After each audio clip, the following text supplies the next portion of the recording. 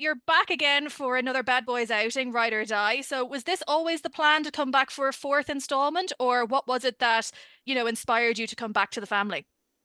Well, it was when we did Bad Boys for Life. There was no plan because otherwise this movie would have been called Bad Boys for Life. So it would be more useful. So it was up until the last second, and it was like, hey, maybe we throw in that little, after credits scene. Who knows?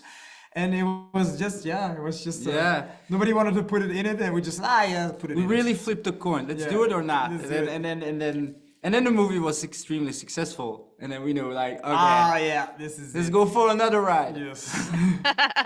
I love it. And like, it just seems like you've got such a lovely family dynamic going on the set as well. And considering like so much has happened between the third and the fourth installment, just in the world in general. So it must have been very exciting to get the band back together.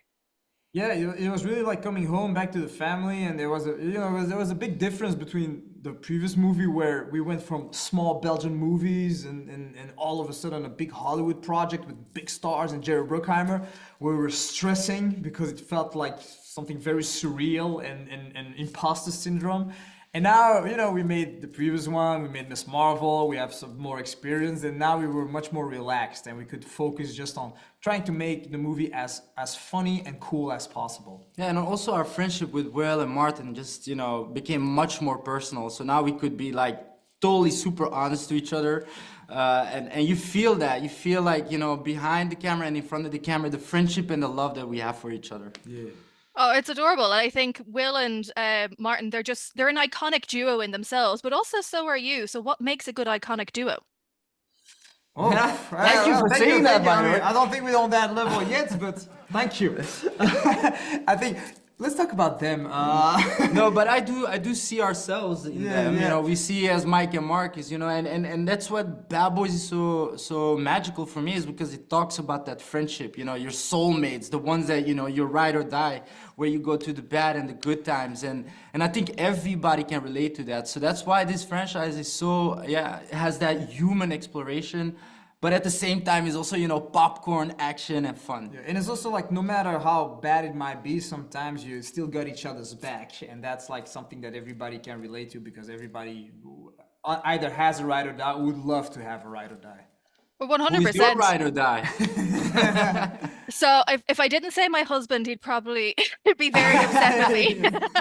Good Well, answer. we've been together for 17 years, so if we weren't, each other's ride or die at this stage, then we wouldn't be we wouldn't be having a very good Yeah, relationship. beautiful. For life. For life. For Forever. life, yes. And because Martin and Will, they are so funny. Were there ever any times where you had to try and like rein them in because they were having just a little bit too much fun? There was like a couple of ad libs, too many, or something like that. Yeah, so the thing is that most of the ad lib and freestyle and improvisation, we do it during the rehearsals. That's where we experiment with jokes, and then it just keeps going. And sometimes we have to say, hey guys, we need to write the scene now. Yes. But eventually, when we go on the set, everything is rehearsed. We know what the scene is, and if we have time, because there's not a lot of time during shooting day, we do a freestyle take, and then some happy accidents happen. And was it always the plan for both of you to appear in the film? Because I did see a cheeky little IMDb credit for both of you. So how was the experience of being in front of the camera for this installment? Well, we had Greg Rementer, who was our second unit director and stunt coordinator, and he directed it, and he just said, he just gave us a lot of guns and just shoot them, everybody Yeah, to be honest, we really wanted to shoot guns. So Yes. yeah. So for the ones who recognize, you see us. Yeah. And also we missed a shot in the editing. We're like, oh, we missed a shot, so we really needed to go back and shoot it. It's always handy when you can go back and do that and be like, do you know what, guys? I'm just going to step in for this one. Yes. We're gonna solve it. It was important for the scene. So Yes. so we had to shoot it. Brilliant. And actually, you're not the only cameos that are in the film as well. So what was your favorite one, if you're allowed to spoil it, but without spoiling it, just in case? Well, you know, I mean, we can't say Michael. We can Yeah, say, Michael Bay. But actually, every cameo is for me like my favorite. Like even, but we cannot say that. But no, that's Michael was one of the Yeah. more iconic moments. You know, it was a little moment of Bayhem. Even shooting that cameo was Bayhem. So. Yeah, it was also fun to shoot it. We shot it at his house, Yeah. and he called us. Hey, yo guys, on the way, can you buy me a fat burger? Cheese, no onions. So, no, I that was love Exactly a memorable moment. Thank you, And Mr. Bay. And you know what? Like, 'cause Michael's work is known for like these massive stunts and action sequences. The same with what you've done now here in Ride or Die. So, what was the most complicated to shoot? Because they're very ambitious in this film. Yeah, it was. There were multiple ones. There was the one where we used actually the drone pilots of Michael Bay of Ambulance, but this time we wanted them to fly in interior location with all the actors and a lot of special effects going on.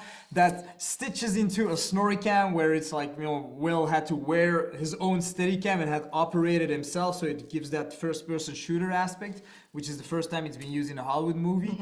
That was a lot of rehearsal, a lot of work, a lot of, you know, timing stuff and all that. And the Chinook. Yeah, was, also the Chinook scene with the chopper going down. the helicopter turning. Was like that. also months of work to and it's just so cool to see the bad boys up in the air. Never seen that before, so that made it also really unique.